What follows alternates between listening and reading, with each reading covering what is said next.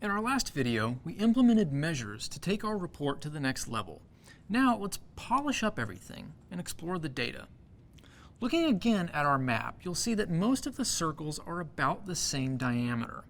If you look closely, you can see ones that are larger, but they're a little hard to pick out among all their neighbors. By going to our table and sorting by population density in descending order, we can see why. Monaco is enormously dense, with 16,000 people per square kilometer, but most other countries are only between 0 to 500 people per square kilometer. Monaco is an outlier that skews our visualization. Compared to Monaco, there is not much variation in population density throughout the world, and that means most of the circles in our map are about the same size. We need a way to filter outliers like Monaco out of our data temporarily so we can better see the local variations in population density. The first thing we can do is use our Filters pane. We collapsed the Filters pane earlier when we first started working on this report because we wanted to make our work easier to see. But now we're going to click on it to open it back up. To start with, notice that we have two sections in the Filters pane: filters on this page and filters on all pages. We also have a filters on this visual whenever we've selected a particular visual. This should be self-explanatory, but any filters appearing in the filters on this page section will filter the data of all visuals on the particular page we're viewing. We call these page level filters. Any filters appearing in the filters on all pages section will filter all visuals across all pages. We call these report level filters. We can create new filters by dragging columns from our Fields pane into either of these two sections and dropping them on the boxes that say Add Data Fields Here. Let's go ahead and drag continent and country into the report level filters.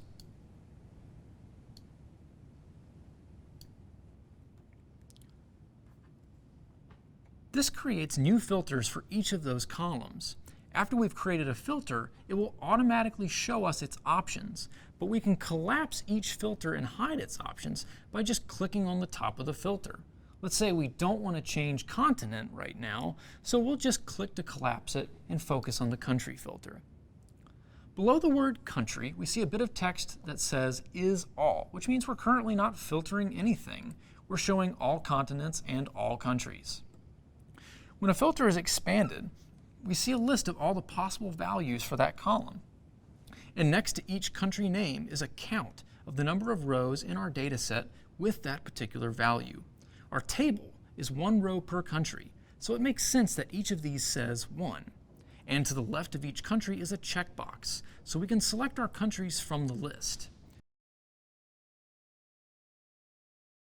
We'll select Algeria and Afghanistan and watch as everything in our report changes to focus on those two countries. Also, notice how the filter becomes shaded in gray when we make that selection, and the filter now says country is Afghanistan or Algeria.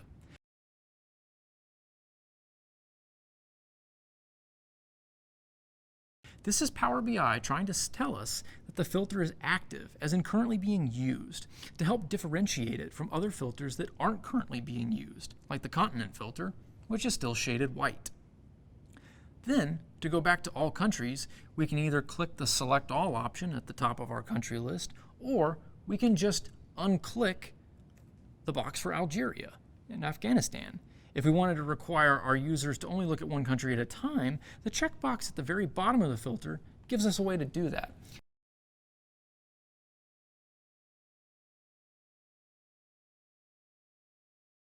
It says Require Single Selection, and notice how after we've clicked it, the Select All option disappears.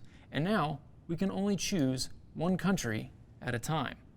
In this case, we would rather our audience be able to select multiple countries.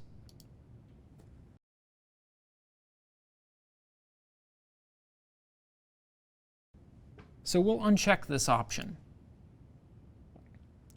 One other neat thing about filters is they're searchable, and you'll see the search box directly above our list of countries. So we can start typing Mongolia and watch as it appears in our list, where we can easily select it.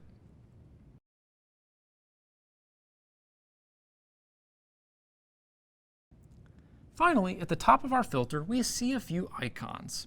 The up arrow icon will collapse the filter, and the X icon will delete it. So that's pretty simple, but let's talk about these other icons, the padlock and the eyeball. Suppose you're writing a report and you want to prevent your audience from changing a particular filter. Well, the padlock icon will lock the filter, preventing anyone from modifying it when they run the report. They'll still be able to see it, but they won't be able to change it. Meanwhile, the eyeball icon will hide the filter from your audience entirely, so it won't be visible in the filters pane when they run the report. In situations where you want to make sure the data stays filtered a certain way, these options are a handy way to control what your audience sees. And you might also have noticed there's a drop-down menu on the filter that says Basic Filtering, which just means the list-based filtering we've already been doing. But if we click on that menu, we see there's another option for Advanced Filtering. When we enable advanced filtering, we get filter options that allow us to do things like filter our countries when their name contains the word republic. Notice there's an Apply Filter button in the bottom right corner that we need to click to apply our new filter criteria. We also have and/or options that allow us to do logical operations like finding all countries whose names start with North or South.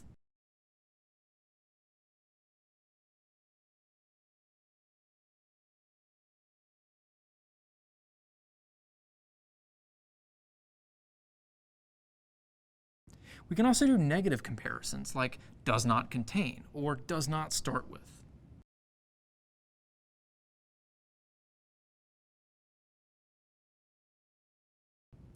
Also notice how, when my filter is shaded gray, meaning it's enabled, a new icon appears at the top of the filter that looks like a rectangle that's turned 45 degrees. That's supposed to be an eraser, and it just allows us to clear the filter with one click, restoring it to its original state. So let's click it so our filter is cleared.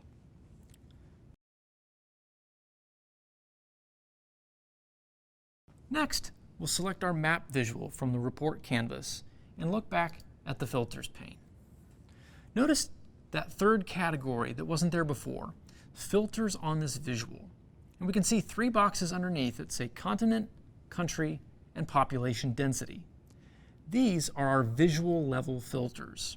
This section shows the filters that only affect our map visual, and any fields we add to our map visual will automatically show up here in the visual level filters. If we change any of these, they will filter only our map, but they won't filter anything else in the report. If we open our population density filter, it looks very similar to the advanced filtering options from our country filter a moment ago.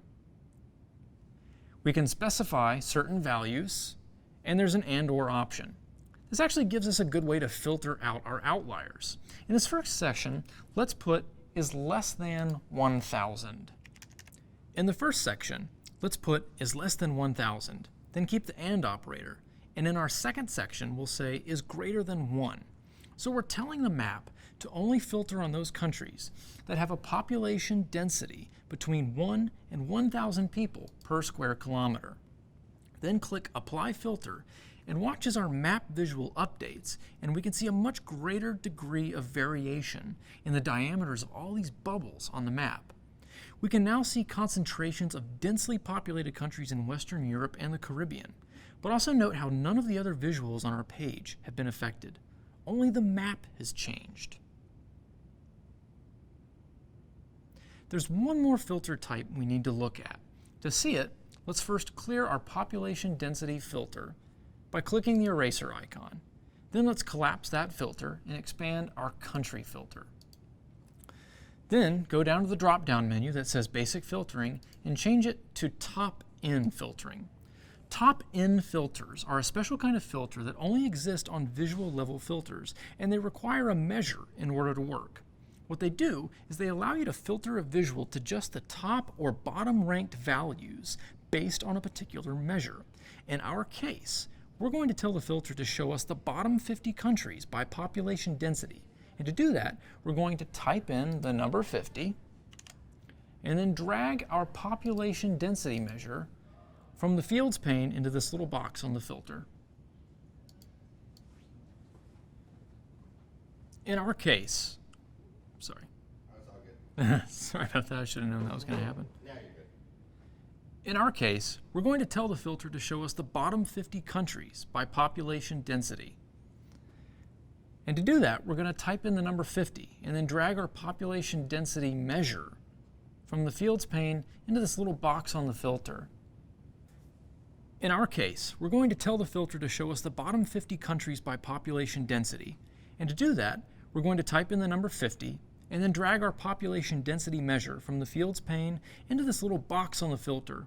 Then click Apply Filter. Now, when we look at our map, we're filtered down to just a handful of countries, all of which we might generally know to be sparsely populated, like Canada, Greenland, Russia, Australia, and Mongolia. What we didn't show in this video is the filter options for date columns, because our current data model doesn't have any dates in it.